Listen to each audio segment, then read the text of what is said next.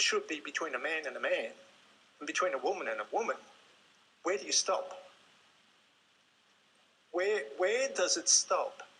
Because you're going to have all sorts of groups saying equality, equality. All right, thank you. I understand your question.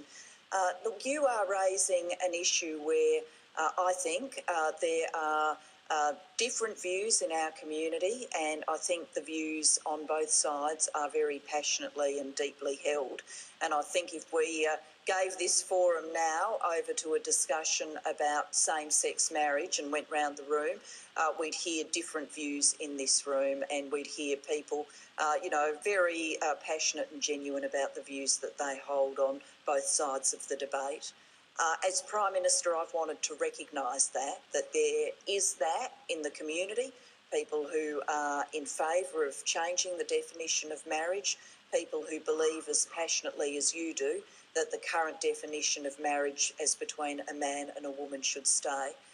When there's that degree of passion and difference in our community, I think the right thing to do is for political leaders not to seek to impose their views on the community, but to allow people to come to the Parliament, to bring their own views and own conscience to the Parliament, and to see debates happen in a spirit of goodwill, and that's what we've tried to do. We have had one debate in this Parliament about changing the Marriage Act, and that wasn't carried. Looking at who's on the platform here, people on the platform voted different ways.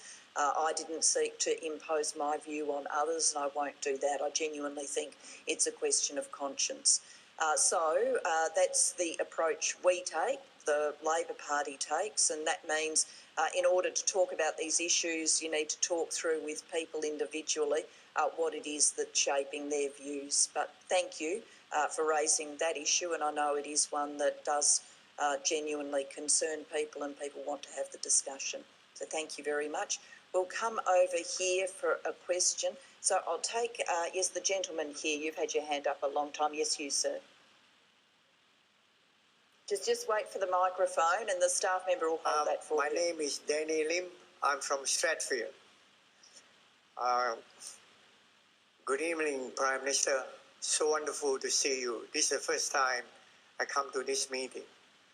I want to thank you for the education reform and the NDIS. And the other thing, that concerns me is environment and health.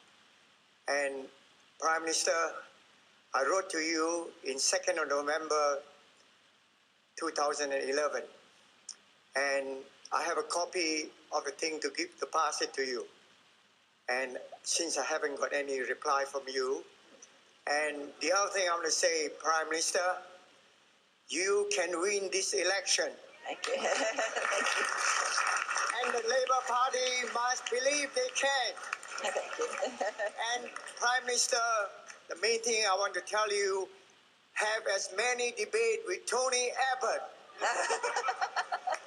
and I'm going to tell Tony Abbott to have the guts to take all the debate and have the policy not till 2 days before the election. Thank you, Prime Minister. Thank you. Can you give that to the staff member? Can you give that to the staff member, and I'll make sure I end up with that.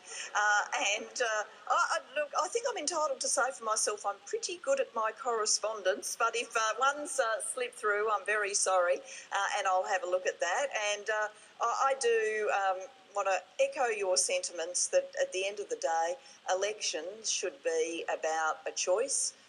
We live in a fantastic democracy, and we sometimes forget, people right around the world fight and die for the right to vote.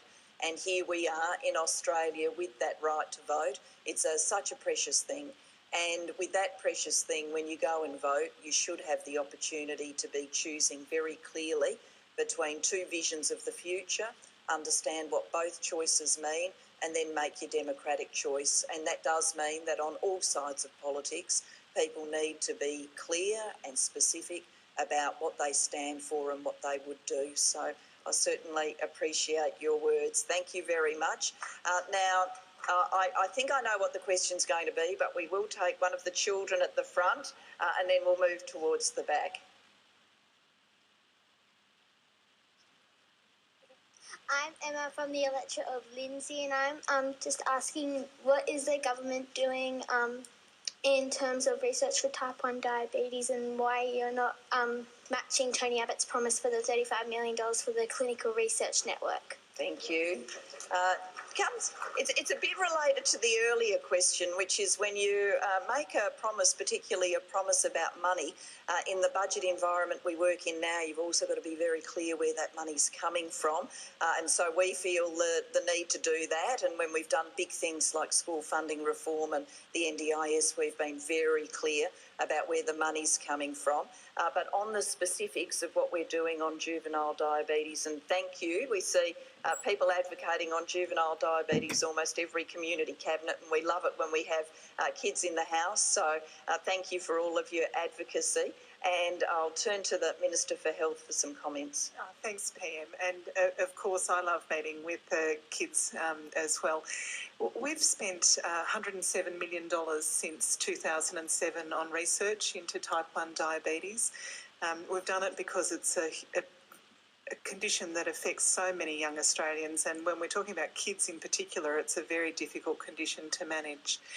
We're also looking at other ways of supporting young people with diabetes. We're doing a big review at the moment about how to improve the supports that we've got, like the insulin pumps and the consumables and so on. But of course, it's an area that we'll continue to invest in. Thank you. Thanks very much. So we'll take a couple more questions, then unfortunately we're going to have to bring the meeting to a conclusion. So what I'll do is I'll take the young gentleman here with the black jumper. You've had your hand up a long time, and then if we can make this quick. We'll take a couple more, and then we'll go to the lady, yes, you, who's wiggling your hand now. If you could stand up so we can do these quickly, and then we'll take a couple of quick ones this side. Yes. Hi, my name is Royden. I'm an ex-student of this school. In fact, my picture is right behind you. It's the one near, yes. So You haven't aged at all. I'm last year's class.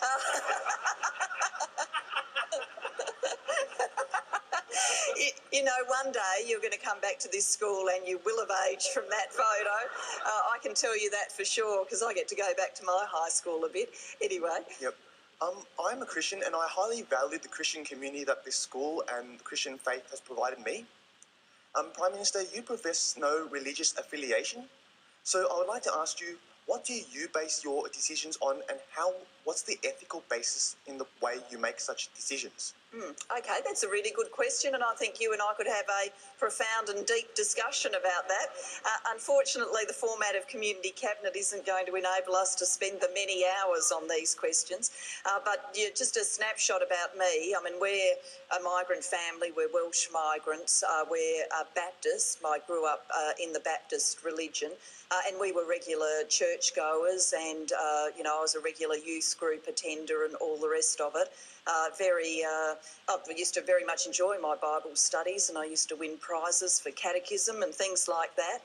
When I look back on it now, I think it was particularly important for my family and my mother, because when you migrate, I think, through the church, whatever religion you are, that's one of the ways that people find connections and a sense of belonging and new friends when you've moved country. And I think that was true for us all those years ago, and I'm sure it's true for people migrating today. And we've actually had some of those conversations in the lead up to Community Cabinet. So I think, having spent all of that time in, Christian teaching, I do take those values with me. I think that there are Christian values which are really universal values about how you treat people. I think they're the values that are replicated across the great religions of our world, about how you treat people and how you aspire to be treated yourself. And so I take those values with me, and they still inform my decision making, even though I'm not an active person of faith. But thank you for your question. And we'll go to the question here. My name's Leonie Sheedy, and I'm from Clan. To the wonderful federal member, Jason Clare, who works so hard in Blaxland.